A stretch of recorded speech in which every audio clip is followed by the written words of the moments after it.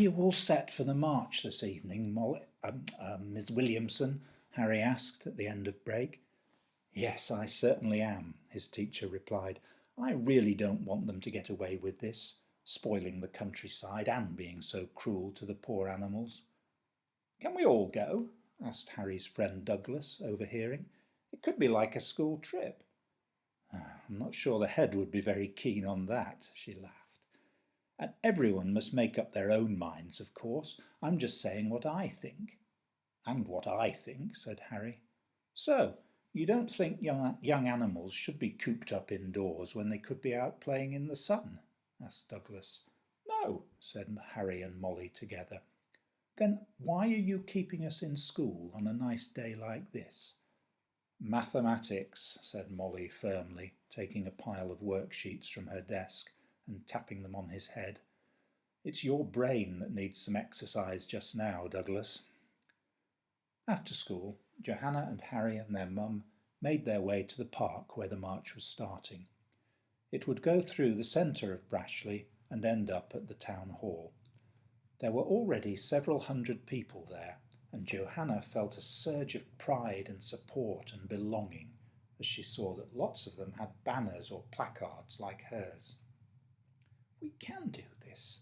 We can stop it, she thought.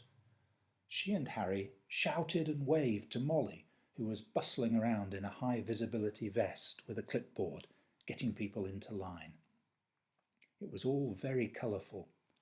Soon they were off, with a man at the front in a top hat, playing raucous tunes on a trombone. It took about an hour for the march to make its way through the town. It was still warm in the sun, and there was a happy mood, with chanting, bursts of dancing, and chats to passers-by. Freedom, not factories, bellowed Johanna and Harry as they went along, jumping up and down and taking turns at waving the placard. But the mood of the marchers changed as they turned into the road that led to the town hall. The sky clouded over, and it suddenly felt cooler. They saw that the steps up to the town hall were blocked off by ranks of security guards in black uniforms with black helmets. Their tinted visors were down, hiding their faces. Each had a hefty-looking truncheon hanging from his belt. Look at that lot, said Johanna in dismay. They're not going to let us in. Bunch of creeps, Harry muttered. Ow. He kicked the ground in front of him. Johanna felt like doing the same. It's not fair. Brr, it really is quite chilly now, said their mother as she caught up with them. The march had come to a stop, and Molly walked forward to the bottom of the steps. Come on, said Johanna, pulling Harry through the marchers to join her at the front. Let us through, Molly said in a loud voice. We are here to see our elected representatives. Yes, shouted Johanna, we want to get through. The security guards gave no reaction. It was as if they weren't there. This is outrageous, Molly continued. We are supposed to live in a free country. I demand to speak to my counsellor. The security guards continued to stare straight forward, ignoring her completely. There was a pause. Suddenly, on some hidden signal, all the guards took a step forward together. Molly and the children's feet were almost touching theirs. Johanna gasped and caught Harry's hand. They held their ground. Molly looked up at the rows of blank faces.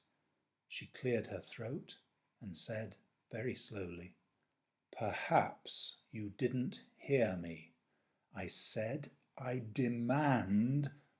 At that point, Darby Osler walked out onto the top step behind the guards. He was holding a megaphone.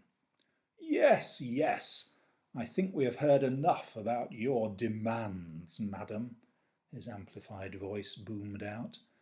Let me make clear that I will never bow to intimidation by the mob. The duty of the council is to weigh the facts and apply the law.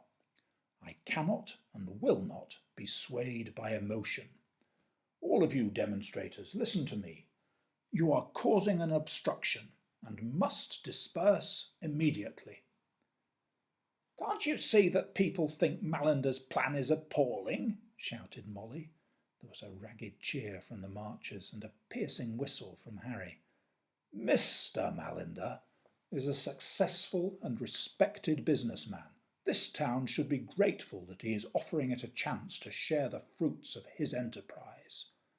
But the effect on the environment, you will find, madam, that mankind has been farming for some 10,000 years now. With a megaphone, it was easy for him to shout Molly down. To the best of my knowledge, the earth has survived this onslaught. I suspect it will continue to do so. Suddenly, another voice cut in from a balcony in a building across the street. Mr. Ostler, Liston Biggles here, Radio News. Can you tell my listeners just when you will be reaching your unbiased decision on this application? Liston Biggles wore a grubby trench coat and a trilby hat pulled down low over his face. He was waving an enormous microphone on a pole in front of him. Darby Ostler turned to reply, forcing his features into the semblance of a smile. Thank you, Liston. I'm always ready to reach out to the wider public, beyond the minority who have an axe to grind and who shout the loudest.